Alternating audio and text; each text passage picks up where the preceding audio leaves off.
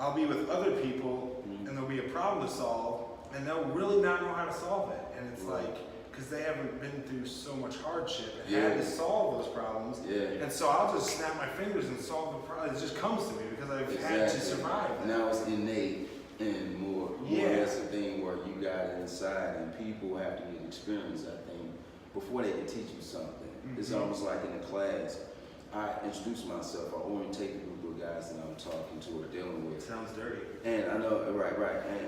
And what I do is I make a relationship during that first week. I don't try to be tough on them. I don't try to change them. I don't try to attach rules to them. Because that's what everyone's trying to do to them. They want to change. They just shut down. The desire to change someone is going to be like the reverse effect. You know, if you know people. I mean, that's just a human being. I don't care what color he is.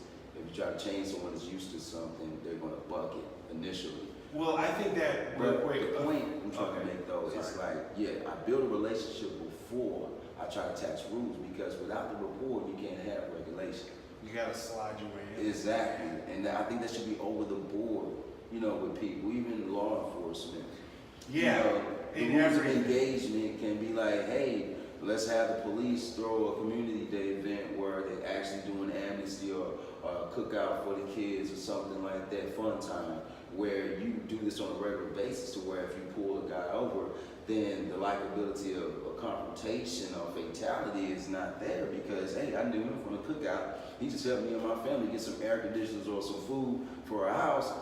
Officer such and such is not going to do that. So, you know, I think put a face on the police. We're so dehumanized these days, and it's just, you're not even a person sometimes. When I get pulled over, I get pulled over a lot, because I'm a criminal. But, in the law's eyes. But yeah, it's just, I'm just a number to them. I'm just another thing. Human capital. Yeah, it sucks. That birth certificate, baby. Yeah. You got that VIN number. Yeah. Jinx. Yeah, exactly. You owe me some coke, dude. I don't do that. Neither do I. I just say no to drugs. Say no to drugs, baby. And it goes across the board, what you were saying too. When people try and force something, when people think they're doing one thing, they're usually doing the opposite. Yeah. So if you think that you're going to get something, my son in the car yesterday, I found $1, and then he had said something inappropriate to his mother, and she took it away from him. Of course. And of course. Well, he just sat there for half an hour and said, "Give me the $1, give me the $1, give me the $1." I'm like, dude, you're never going to get the $1. You got to do the opposite of what you think you have to do. It's a give and take, man. Yeah, it's man. balance. I mean, I kind of, you know, I come from a strict background.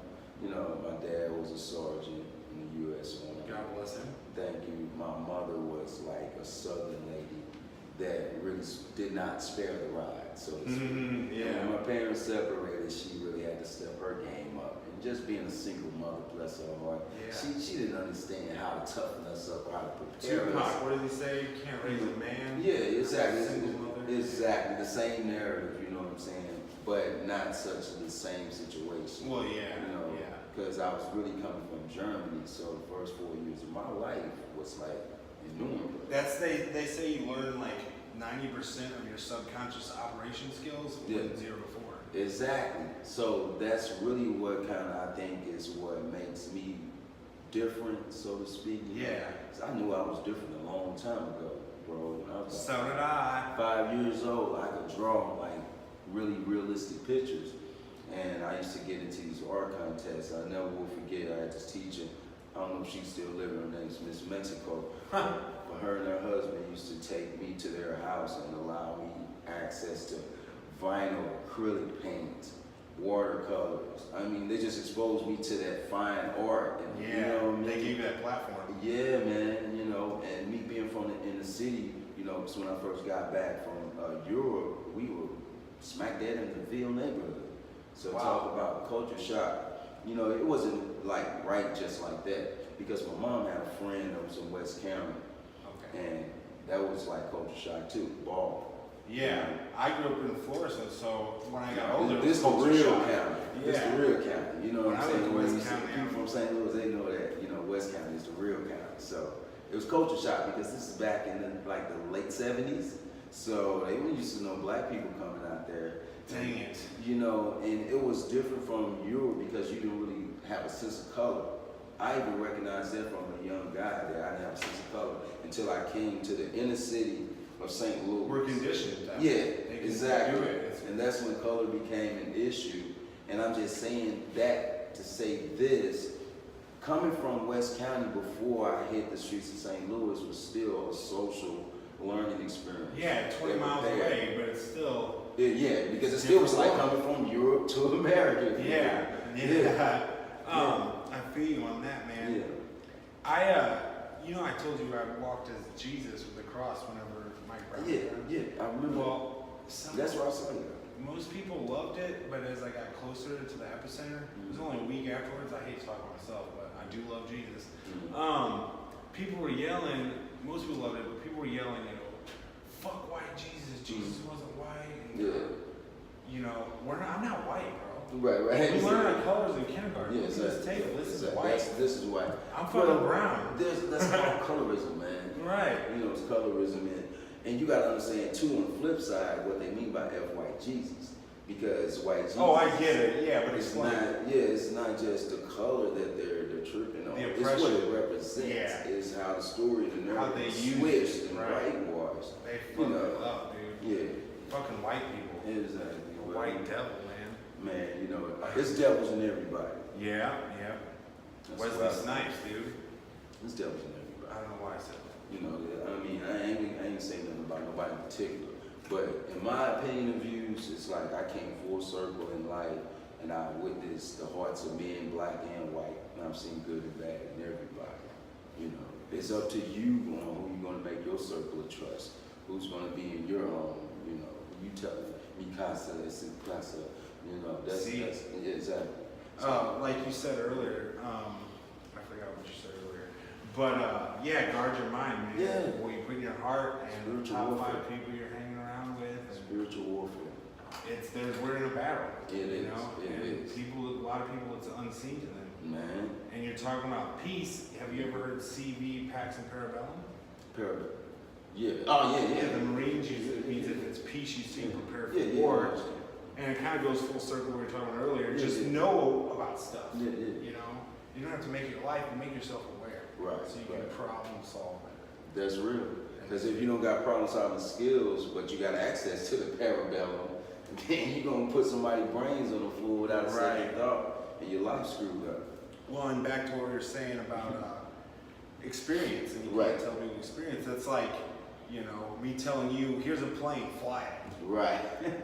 I can tell you how to fly it and I'll go do it. No, you have to experience it and practice it and learn it. Exactly. Every day. And you said, be the change you wish to see. That's what you're doing.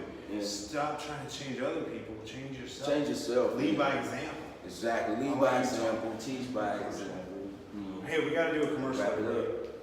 I think we got 7 more minutes, and I was just going forever. We got to talk forever. Commercial.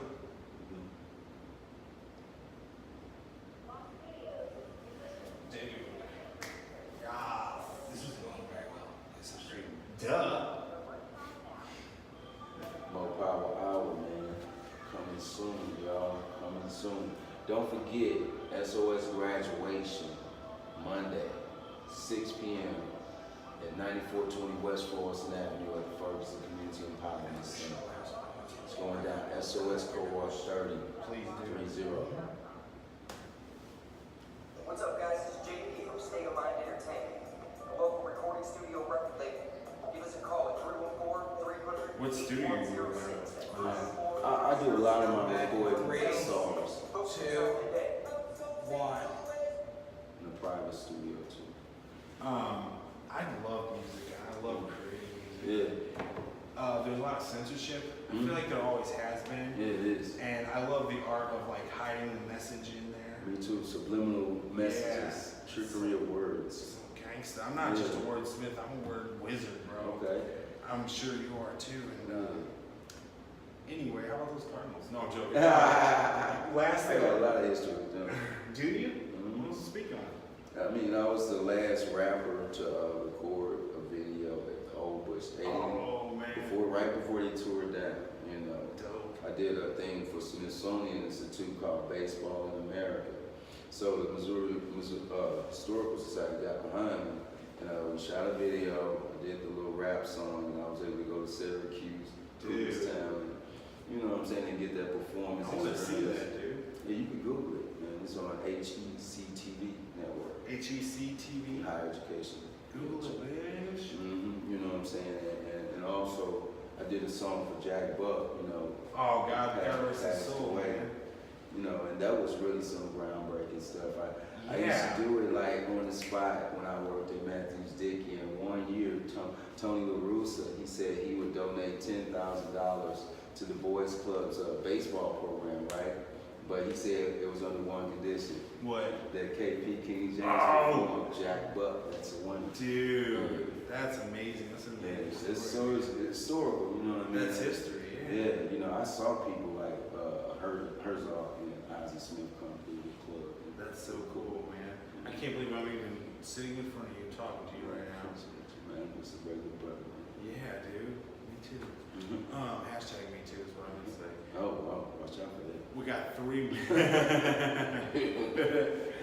Watch out. We got 3 minutes. Let me ask you, I'll just let you talk to the end. Do you stay loyal to someone even if it's detrimental to your well-being? Absolutely not. Because the first law is self-preservation. You know what I'm saying? Yeah. I mean, that would be going against the grain of everything. No, you never take yourself down. It's like saving a person in quicksand. You know, they can't do nothing before you in, man. You don't give until it hurts. You give until it helps. Wow. You know what I'm saying? Glad I asked you that. You got to cut it off at some point, man. It's like giving a hobo $1 every time you see him, and you've been doing it for 300 days out the year. He's got to eventually invest in himself. Otherwise, you become an enabler versus somebody's helping. Yeah, you just do it for your own conscience. Yeah. Oh, I do my part for society. No, man, you're hurting society because you're keeping this guy out here begging and panhandling. That's why I tell him come and save our sons. Yeah. Go record, you know what I'm saying? ULSTL.com and holler at me, man. We'll help you What get was on that? your feet. ULSTL.com. And you see the website, Save Our Sons is there. You know, we take people 17 who's over 64. So it's really You groundbreaking. cut it off at 64? No, I'm talking about the actual real people that we touch. So I haven't had anybody over 64. Ah. So it's young as 17, 64 is who we help. That's incredible. Mm-hmm. That's really incredible. Brother KP. Man, appreciate y'all having me, man. I Like love you, man. Love you back, brother. Mo Power Hour, September 22nd on Saturday, 6 p.m. at the corner of Natural Bridge and Grand. We're staging right there at the Alders, y'all, across from Fairground Park. This is not another one, a bike ride for peace. It's really going to be a nice event, you know, for solidarity and peace and truth. And also Monday at 6 p.m., SOS Cohort number 30, graduation ceremony. You guys are welcome to come if you want to. Thank you. Congratulations, by the way, to those graduates. For sure, absolutely. That's what it's about, man. All right, well, we're going to wrap the show up. We got 1 minute left. For sure. Do you want to do a little jig in front of the camera with me? I'll put some music to it. No, I don't jig too Okay, much, good. man. Don't boogie, though. Say that again. Oh, yeah, where can we find you? You can find me right on the web, man. King James KP Dennis. You know, you can also find me at storystitchers.org. You know, like I said, ULSCL.com if you're looking for the job hookup. But also KP, I'm on SoundCloud, I'm on iTunes, and I got it all going down. So check me out and let's do this. Yeah. Let's get together. You guys heard it here. That's another episode of Imagination Kills. I want to thank Brother KP again for being just the best, really, because he is, man. You guys should all strive to follow his example. And we'll see you next week, mother. Yeah, they. Scream. Jim.